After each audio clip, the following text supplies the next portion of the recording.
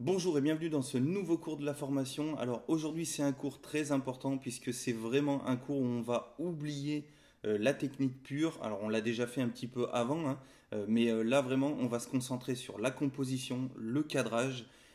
Vous l'avez vu tout au long des cours et des photos que j'ai utilisées justement pour illustrer la plupart des cours depuis le début de la formation. L'émotion est vraiment au cœur de mes photos, hein. C'est vraiment ce que je souhaite mettre en valeur, ce que je souhaite capturer avec mon appareil photo, hein. C'est ce qui me plaît le plus.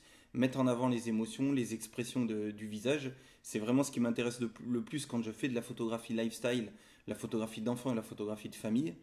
Mais pour réussir justement à mettre en valeur ce que je souhaite capturer avec mon appareil photo, le cadrage et la composition sont des éléments extrêmement importants pour justement créer des images plus fortes, réussir à mettre en valeur les choses que vous souhaitez vraiment capturer avec votre appareil photo et surtout faire des images et des photos beaucoup plus claires, plus lisibles pour le spectateur, voilà, des photos plus équilibrées où vraiment le sujet principal de la photo est mis en valeur.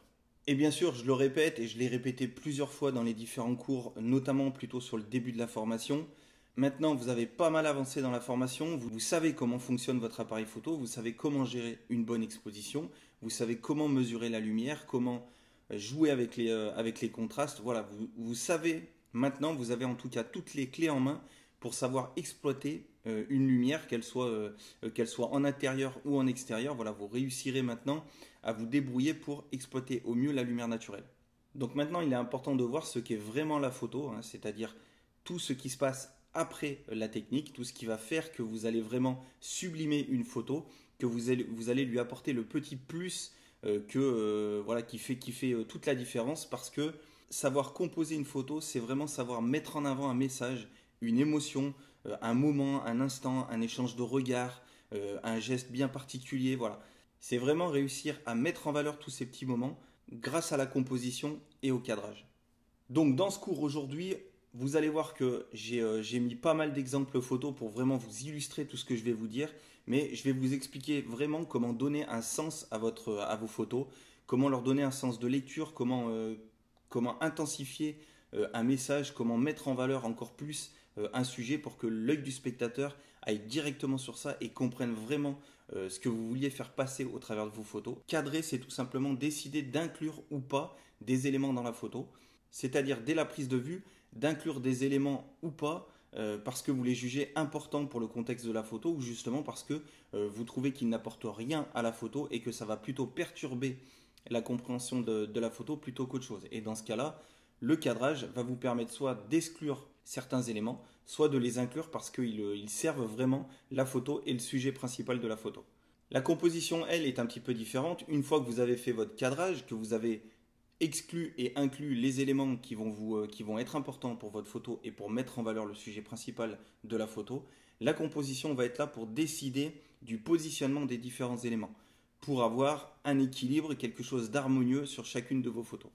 Je vous ai préparé tout un tas de photos que je vais vous afficher au fur et à mesure que je parle, comme ça vous pourrez vous appuyer vraiment sur des images et des cas concrets, et je vous expliquerai ce qu'apporte telle ou telle règle de composition et de cadrage à la photo que je suis en train d'afficher. Comme ça vous permet voilà, d'avoir vraiment un retour visuel et des cas concrets pour vraiment mieux comprendre l'impact que peuvent avoir chaque règle de composition et de cadrage qu'on va voir dans ce cours.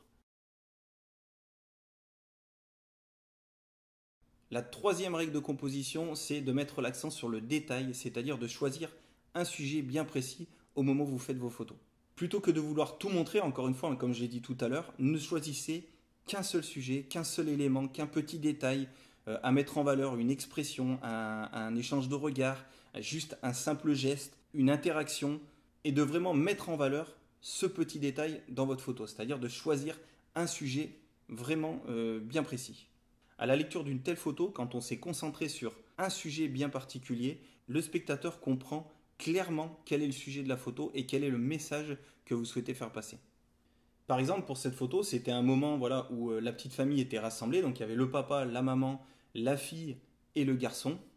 Plutôt que d'utiliser un cadrage plus large et d'inclure la maman et le frère, j'ai décidé de me concentrer sur le moment qu'était en train de partager le papa avec sa fille et d'éliminer tout élément perturbateur qui aurait pu noyer l'œil du spectateur et le faire se balader sur toute la photo. Là ici, j'ai éliminé tous les éléments perturbateurs et je me suis concentré sur un sujet bien précis, c'est-à-dire l'interaction entre le papa et sa fille avec le sourire de la fille qui est dans les bras de son papa et surtout l'expression du visage du papa qui est aussi très intéressante sur cette photo-là. Cette photo aussi que vous avez déjà vu passer dans un précédent cours également, j'aurais pu composer plus large, mais je voulais vraiment mettre en avant cette main qui tient la corde de la balançoire. C'est le genre de photo que j'aime bien faire. Alors, bien évidemment, je ne vous dis pas de ne faire que cette photo-là. J'ai aussi, et vous le savez puisque je vous ai montré certaines photos de ce moment-là où on était à la balançoire, dans un précédent cours. J'ai aussi des compositions plus larges, mais je trouve toujours très intéressant d'avoir ce type de photo qui montre vraiment un détail bien précis d'un moment complet. C'est-à-dire, c'est une photo parmi tant d'autres que j'ai prises et qui permettent, voilà, d'apporter votre propre regard sur certaines choses qui peuvent paraître insignifiantes comme ça, mais qui, mis dans un contexte global, dans une série de photos, est vraiment très très important. Et ici, se concentrer uniquement et mettre en valeur uniquement sa main qui est en train de tenir très fort la corde de la balançoire, voilà, c'est un petit détail dans un moment complet, pris dans sa globalité. Et ça vous permet de créer comme ça une série de photos. C'est ce que je fais même pendant mes séances photos. J'ai des compositions plus larges. La photo juste avant, je vous ai montré le papa avec sa fille. J'ai aussi des compositions où ils apparaissent tous les quatre sur la photo. Apporter comme ça des différences et une variété, une originalité dans vos photos va permettre de construire une série de photos beaucoup plus intéressante à regarder. Et de vraiment choisir un sujet va vous permettre voilà, d'apporter votre touche personnelle et votre propre regard sur ce qui vous entoure et sur ce qui se passe devant vous. Ici sur cette photo, c'est exactement pareil. Je souhaitais vraiment mettre en avant ces petits doigts qui jouent avec les cordes de la guitare. C'est vraiment ici le sujet principal de ma photo. J'ai choisi volontairement de composer par rapport à cette main et ces doigts qui se baladent sur les cordes de la guitare. Et si j'avais composé un petit peu plus large, la lecture de la photo n'aurait pas été du tout la même, le sujet aurait été un petit peu plus perdu dans la photo. Là ici, on voit bien, et du fait aussi par la mise au point et le flou qu'il y a un peu partout, mais ça j'y reviendrai un peu plus tard dans le cours, ça me garantit que l'œil du spectateur viendra forcément se poser sur cette main parce que c'est le sujet principal de la photo et j'ai choisi volontairement de composer uniquement pour ce sujet-là. Et sur cette dernière photo que vous avez également vu passer dans un précédent cours, ici le sujet principal c'est ce tatouage qui est mis en valeur, dont j'ai intensifié en plus le contraste en post-traitement pour vraiment qu'il ressorte. Et c'est pour ça aussi que j'ai mis un arrière-plan plutôt blanc pour vraiment que le regard se plonge vraiment sur toutes les parties beaucoup plus sombres de la photo. C'est pour ça que on est attiré par le tatouage et ensuite par de la petite fille qui tient le bras de sa maman, par cette chevelure qui vient apporter du contraste. Mais ici, j'ai voulu mettre en avant ce tatouage qui fait partie de la maman, hein. C'est un détail de sa personnalité et je souhaitais le mettre en avant. Et même pour vous raconter un petit peu l'anecdote derrière cette photo, c'est la seule fois pendant toute la séance où la maman s'est vraiment retrouvée de dos à moi. Et c'est à ce moment-là que j'ai vu qu'elle avait un tatouage. Avant de faire cette photo, je n'avais même pas vu qu'elle avait un tatouage. Donc, c'était important pour moi de mettre l'accent sur ce détail-là. Et d'ailleurs, ça fait partie des photos préférées de la maman, justement. Parce qu'elle n'avait finalement pas de belles photos de son tatouage. Donc là, elle en a une, elle était très satisfaite. C'est ce que je voulais vous montrer avec cette photo. Bien évidemment, c'est une photo également, comme je l'ai dit tout de suite, parmi une série d'autres photos qui viennent apporter voilà, une cohérence dans la série de photos que je livre systématiquement à mes clients. Il est important de mettre l'accent sur des petits détails, que ce soit vos propres enfants, votre propre famille ou les enfants des autres. À partir du moment où vous faites des photos, pensez série de photos, ne pensez pas à une photo unique. Pensez que vous allez peut-être faire une série de 3, 4, 5, 6, 10 photos, 20 photos, peu importe. Mais pensez qu'il y a des compositions plus larges, il y a des compositions plus serrées. Et il y a aussi l'importance de montrer les petits détails, montrer la personnalité des gens que vous photographiez. Ne pas vouloir toujours tout montrer sur une seule et même photo. Donc c'est vraiment là où je veux en venir quand je parle de choisir un sujet et de vraiment composer par rapport à un détail sur la photo. Un autre axe de composition qui est très intéressant à explorer lorsque vous shootez à grande ouverture, c'est la possibilité de composer sa photo sur plusieurs plans. Donc ça peut être par exemple placer son sujet en second plan tout en ayant un premier plan qui sera flou puisque à grande ouverture, ce premier plan sera en dehors de la zone de netteté. Donc ça permet d'apporter de la profondeur à une photo et d'apporter aussi un contexte à une photo.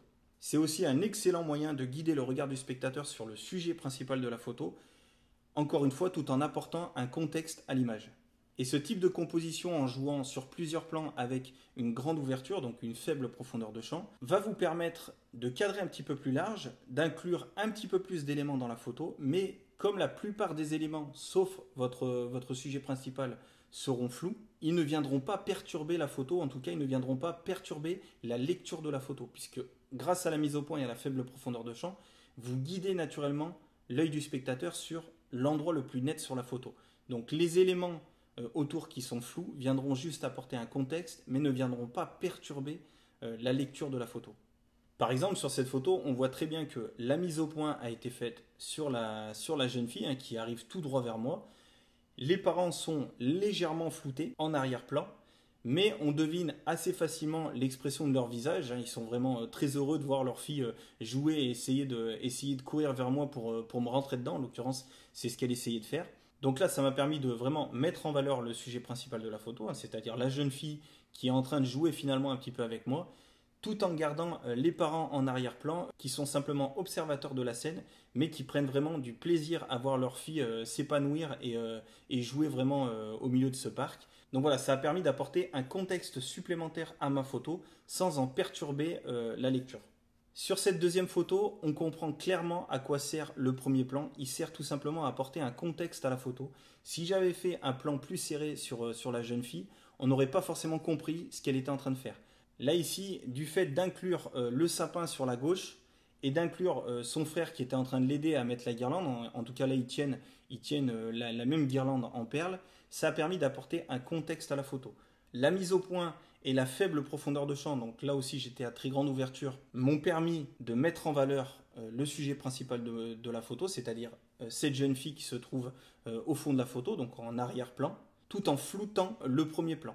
Mais ce premier plan ici, en l'occurrence, ne perturbe pas l'image, mais apporte un sens supplémentaire à l'image, encore une fois, apporte un contexte supplémentaire, puisque là on devine très clairement ce qu'est en train de faire la jeune fille en voyant le sapin qui est en train d'être décoré. J'ai joué simplement avec l'œil du spectateur en le guidant vraiment sur le fond de l'image, et ensuite l'œil du spectateur va venir se balader dans le reste de l'image pour comprendre la situation et pour comprendre dans quel contexte a été prise cette photo.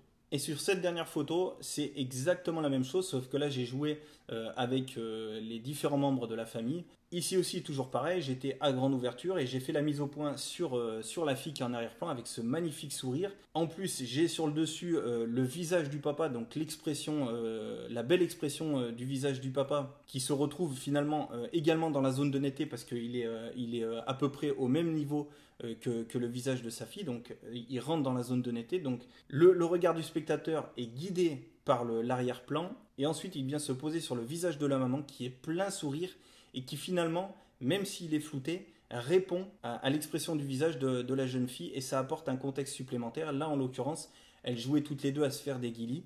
Donc le fait d'avoir inclus les deux, tout en jouant sur la profondeur de champ, a permis de mettre en valeur l'expression du visage de la jeune fille et du papa, tout en gardant la belle expression de la maman qui est en train de jouer justement avec sa fille à se faire des guilis, mais en lui donnant une place beaucoup moins importante puisqu'elle est floutée au premier plan. Même chose pour cette dernière photo, ce qui m'importait c'est vraiment ces deux jumelles qui jouaient ensemble, voilà, elles essayaient de cueillir un petit peu des fleurs. Donc la mise au point, là j'ai choisi une grande ouverture encore une fois parce que je voulais mettre en avant ce moment de partage entre sœurs. Mais j'ai décidé d'inclure quand même les parents en arrière-plan parce qu'ils sont en train d'observer la scène et l'expression du visage des parents vient simplement compléter le contexte de l'image et on voit que voilà, ils prennent énormément de plaisir à partager ce moment avec leur fille en tant qu'observateur. Et on comprend tout de suite que les parents profitent simplement de ce joli moment de partage en famille. Et bien sûr, si ce n'est pas déjà fait, vous pouvez vous abonner à la chaîne, taper sur la petite cloche qui est juste à côté qui vous permettra de ne rien rater et d'être alerté dès qu'une nouvelle vidéo sera disponible sur la chaîne. Et en plus, vous aider concrètement la chaîne à gagner en visibilité. Donc merci et à plus. Bye.